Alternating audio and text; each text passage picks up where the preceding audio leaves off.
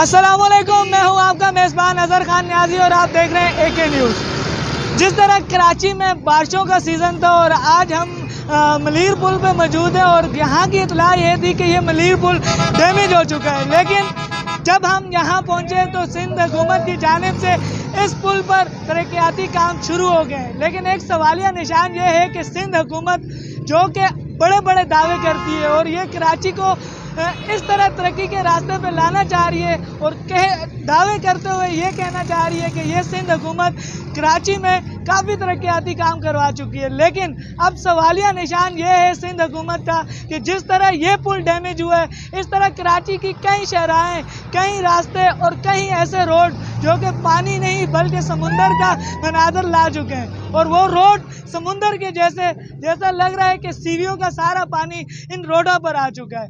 अब सिंध हुकूमत के लिए ये सवालिया निशान है कि जिस तरह वो दावे करती है और वो समझती है कि कराची को वो एक तरक्की के रास्ते पे ला चुके हैं और कराची के रोड और कराची के जितने भी ऐसे तरक्याती काम हैं उन पे बिल्कुल तवज्जो दे रहे हैं। लेकिन जब ये बारिशों का सीज़न आता है तो ये सिंध हुकूमत अपने दावे के धरे के धरे रह जाते हैं।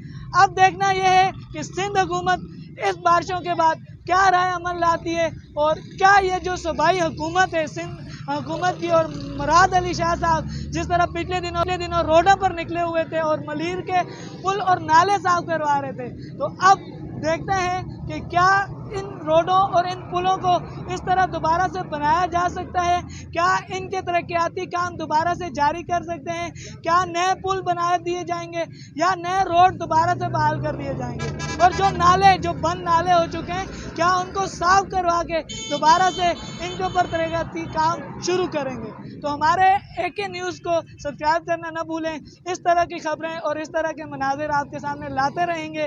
दुआ में याद रखें। पाकिस्तान जिंदाबाद। अल्लाह हाफिज़।